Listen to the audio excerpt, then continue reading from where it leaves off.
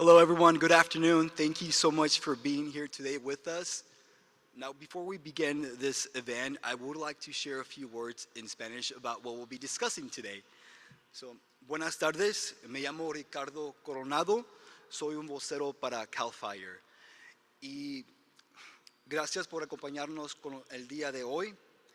Estamos aquí para reconocer y celebrar un gran logro, un gran avance sobre un recurso que CalFire utilizará para combatir los incendios forestales. Y estamos hablando sobre la adición de un segundo avión que está de mis espaldas, que se conoce como el C-130H. Y este avión se forma parte de los esfuerzos que CalFire utilizará para combatir los incendios forestales. El avión puede descargar 4,000 galones de retardante en cada vuelo y tiene una velocidad de operación de 368 millas por hora. El año pasado, el primer avión C-130 operativo de CalFire fue puesto en servicio y desde entonces ha respondido a 36 incendios forestales y ha lanzado más de 253,000 galones de retardante. También quiero decir que ese avión fue un recurso importante, fundamental, para ayudar a combatir contra el incendio Palisades que sucedió en la área de Los Ángeles el pasado enero. Este esfuerzo y este logro no habría sido posible sin el liderazgo y el compromiso de varios socios importantes, incluyendo la difunta senadora Dianne Feinstein, quien ayudó a hacer realidad esta visión, el congresista Ken Calvert, el senador Alex Padilla, la Fuerza Aérea de los Estados Unidos y la Guardia Costera de los Estados Unidos, quienes ayudaron con la transferencia de estos aviones. Y por supuesto, el gobernador Gavin Newsom, por su continuo apoyo a los esfuerzos de CalFire para mejorar nuestros equipos y recursos. La llegada de este segundo avión es muy importante. Nos ayuda con la preparación y nos ayuda a proteger las vidas, propiedades y los recursos naturales en toda California. Estamos muy orgullosos de este logro y el significado que tiene para el futuro de la respuesta a incendios en todo el estado de California. Y para más información, para estar preparados y informados, visita nuestra página web readyforwildfire.ca.gov y fire.ca.gov. Muchas gracias por su tiempo. Y the next speaker on our list I would like to introduce is CalOES Chief Deputy Director Tina Curry.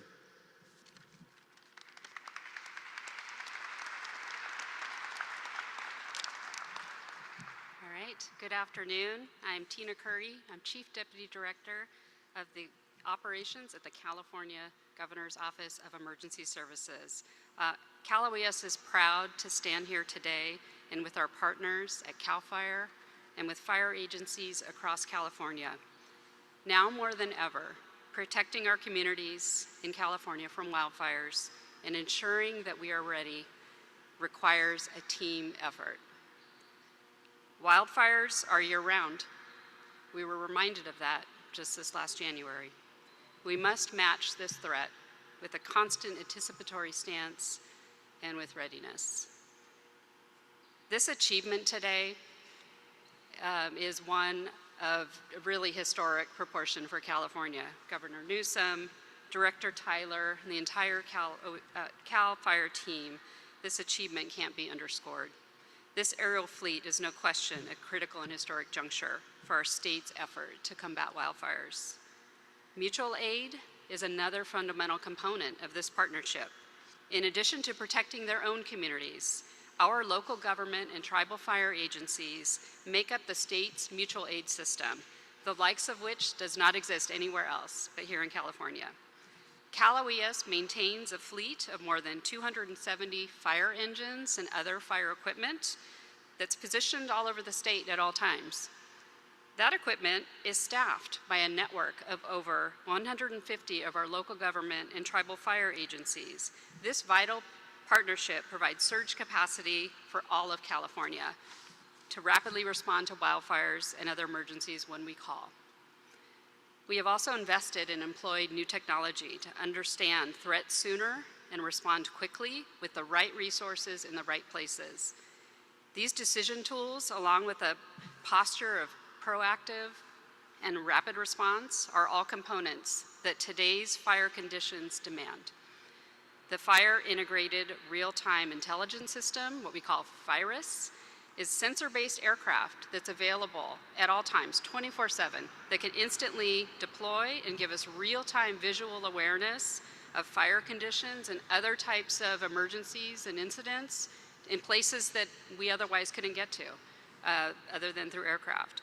California now has a program where teams of local fire agencies are advanced position at high-risk areas as soon as we are aware of critical fire or storm weather threats, and they are able to provide an instantaneous response. This is known as pre-position.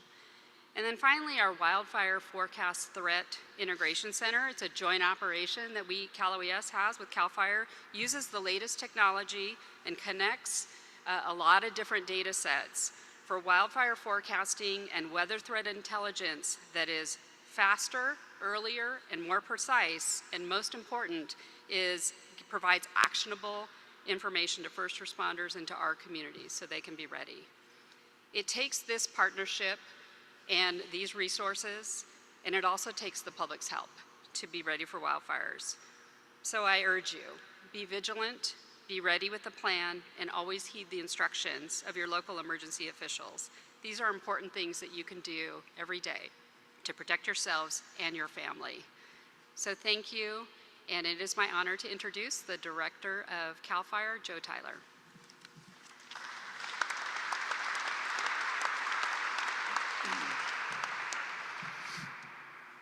Good afternoon.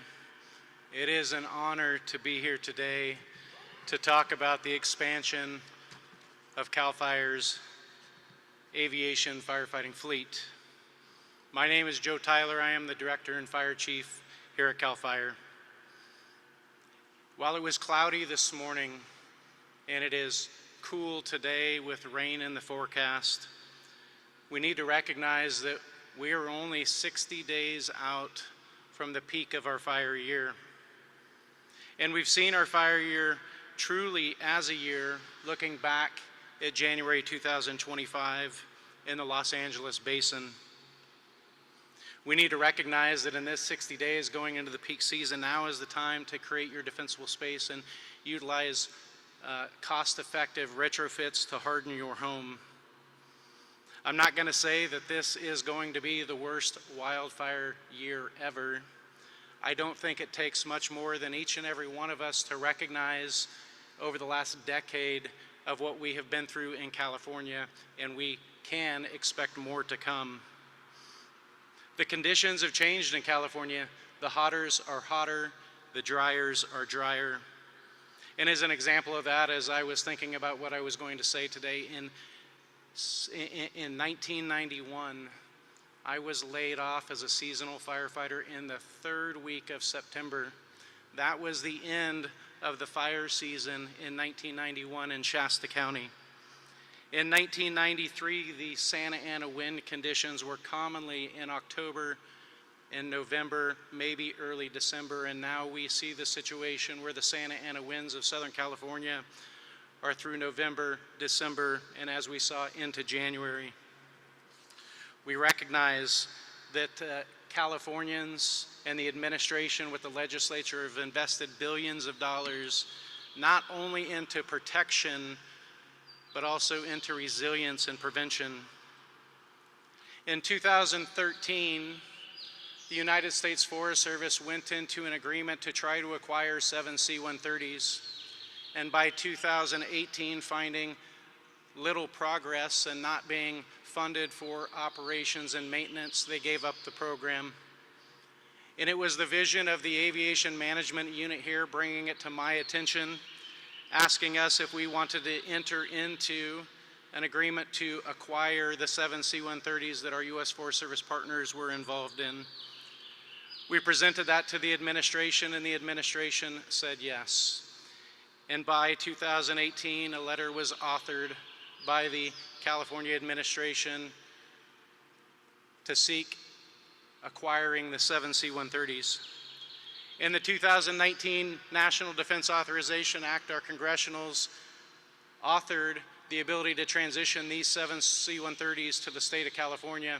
It was in a cooperative relationship with the U.S. Coast Guard and the United States Air Force. We found ourselves in a situation in which the state of California was a technical advisor to a federal contracting process. As part of the National Defense Authorization Act, we required these 7 C-130s, millions of dollars of parts and operational equipment transferred to the state that you see much around us.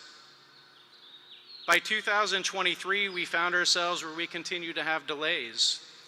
In the upcoming required military maintenance schedule was going to place these aircraft into a maintenance schedule without ever having flown many hours on them because of that time frame.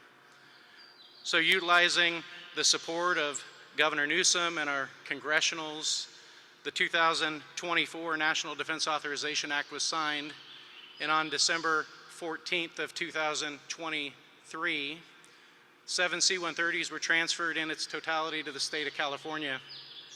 Immediately, the Aviation Management Unit went into retrofitting these aircraft that had already been maintained or maintenance up to date by our federal partners. And nearly 7 months later, the first C-130 behind you, Tanker 122, was in service flying missions across the state of California. We continue to retrofit where Tanker 121 behind us was the second air tanker, and the third air tanker is somewhere in this hangar being retrofitted today. We plan to have the third air tanker available in the middle of the fire year, late summer this year, and continue to retrofit the rest, looking at opportunities to have them done by the end of 2026. The location of these air tankers, the first one is here in Sacramento at McClellan. The second air tanker will be placed in Fresno. The third air tanker will initially be here and then move to San Diego in Ramona. The fourth air tanker will be here at McClellan. The fifth, Paso Robles. The sixth, Chico. And the seventh will be Surge and Spare. As we watch the fire activity increase across the western United States, it draws more competition for fixed-wing aircraft between all of those states from our private firefighting partners. This is the right time to have these aircraft. This is the right time to continue to expand California's fleet. As we watch our federal forest agencies and their employees go through uncertain times, as the federal administration enacts reductions in force and toxic consolidations with our federal wildland firefighting forces, as we're entering the peak of the fire year, California and CalFire stand ready to protect all people of California, regardless of the jurisdiction. The C-130s placed into service today are many resources to protect California while we continue to work with our private, state, federal, tribal partners to continue forest health and resilience for prescribed fire and good fire on the landscape, using both burn practitioners and cultural ecological knowledge from our Native American tribes, and at the same time assisting in reducing risk to our communities through community home hardening and defensible space. Now again, this is a proud moment for me. Tanker 122 was placed in service in the middle of the fire year last year, and we did not have an opportunity to have a celebration because it was more important to put it in the air to fight fires and to protect California, and so this is the first opportunity. So I can't walk away from this podium without thanking a lot of people. Our former senior aviation officer, Dennis Brown, and our current aviation officer, Marty Buno, for bringing the idea when only 23 operational Grumman S2T air tankers were available in the United States, and we have all 23 of them. Former Director Ken Pimlott, former Director Tom Porter for supporting the vision that I brought forward with the team about acquiring the C-130s. The entire CalFire executive team who are in the back of the room here, both current and former, who have been able to join us, thank you for being here. The California Legislature and our congressional delegation, including the late Dianne Feinstein, Senator Alex Padilla, and Congressman Ken Calvert. Our aviation management unit and our family of Amentum Aviation mechanics and pilots, as well as LSI, making us get this done. Colson Aviation for providing the retardant delivery systems that are inserted in these C-130s. And of course, my partners from the United States Coast Guard and Air Force and U.S. Forest Service for their technical knowledge and the work they did. McClellan Park, where we are here today. Cal Forests and Sierra Pacific Industries for your support. Secretary Crowfoot for the California Natural Resources Agency. And last but not least, thank you, Governor Newsom, for your support, even when we had delays and I had to explain why it took so long to get them into service. It takes long for us to come together to be able to stand and commit to effecting positive change of the wildland fire environment and reducing the risk across California. So with that, it is my honor to ask our C-130 lead instructor pilot and the pilot who flew the first mission of Tanker 122 with his flight crew to the podium, Amentum pilot Brian Baker.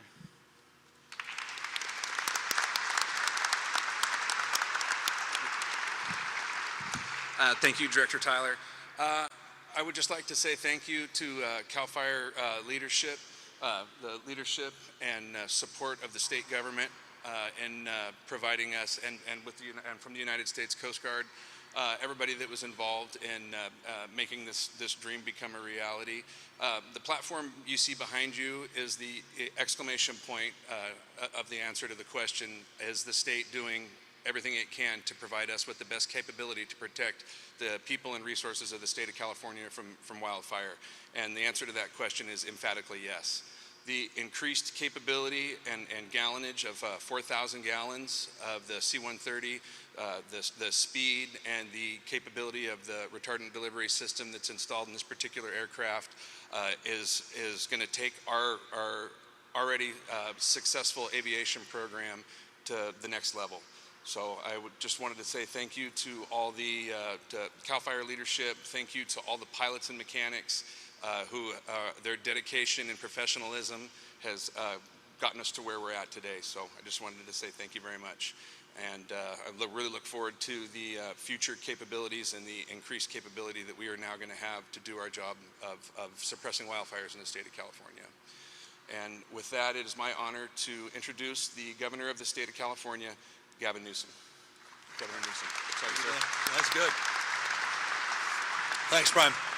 Brian was my flight instructor, if you're wondering why I'm wearing my new garb. I appreciate, Brian, your leadership, your stewardship, your support, and your kind words about everybody that's gathered around, everybody from CalFire, the mechanics, the folks that had a dream and made it a reality and have been persistent in pursuit of that dream. I want to thank you, Chief, for your tenacity on this. Your pride was well on display here. I know how meaningful this moment is to you and your team and the folks behind you, because this is a big deal. There's not another state in the country that can lay claim to a moment like this. There's not another state in the country that is as resourced as the state of California is as it relates to its aerial fighting fleet. It's in fact the largest in the world, the largest civilian aerial fighting fleet anywhere in the world is right here in the state of California. And our state of mind has always been that good enough never is, that we have to step up our game. The challenges that were laid out, you heard the comments about the notion of seasonality now being disabused, the fact that we had one of the worst fires in California history in the middle of the winter in January, where we had a fire attached to 100-mile-an-hour winds, one of the most devastating and deadly wildfires in our state's history just a few months ago only underscores the urgency of this moment, the urgency of continuing to make additional progress. I want to just briefly contextualize this project and highlight some of the efforts that are underway, some of the efforts that are sacrosanct that we will commit to, hopefully for many, many years to come, despite any challenges and headwinds as it relates to uncertainty in budgets and the like. We have close to doubled the investments in the last number of years at CalFire.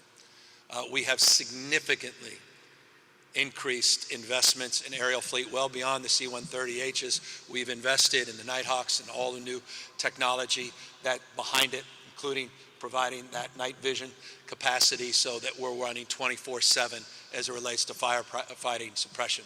As you heard a moment ago, we've invested in state-of-the-art technology as it relates to access to tools that the Pentagon provides, the tools that private contractors like Lockheed provide, the integration of those tools, the stacking of technology, the utilization of artificial intelligence.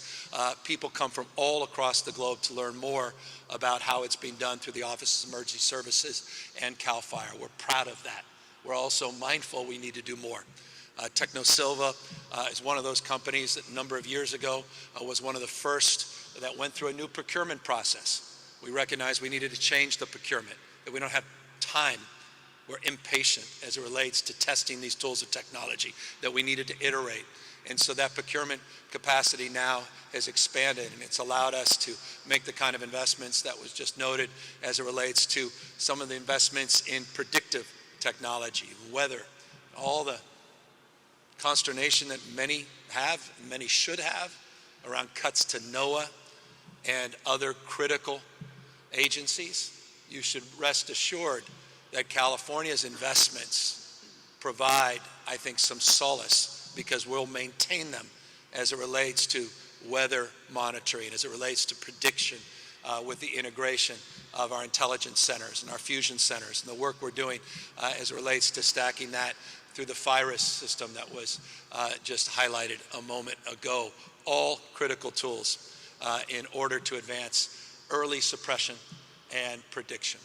That early suppression and prediction has also been aided by over 1,000 new AI-enhanced cameras that are now being deployed all throughout the state of California. I'll remind you, the goal, and it is a goal with deep pride and purpose, is to provide the kind of broad-scaled suppression capacity so that we can keep 95% of these fires from never going over 10 acres. And these guys do this every single year. It is remarkable. You've heard me say it over and over and over and over again. In this business, you often don't get credit for saves. That's baseball. But in this business, these guys deserve unbelievable credit for the amount of things that don't become headlines. The people that they've saved, the lives and property, every single day. It's remarkable. Hundreds and hundreds of fires the last few weeks you never heard about. And that's good news. We're not naive, though, that we're entering in, as the chief said, another difficult fire season. There's been some predictions about what this one means, particularly as it relates to some of the later rains, as it relates to the grasses. They're green right now as they start to turn. And obviously, we need to prepare for that and make sure that we're continuing to resource with our pre-positioning assets, our mutual aid program, the kind of scale, again, and scope of investments that the taxpayers of California are deserving. Two quick and final points.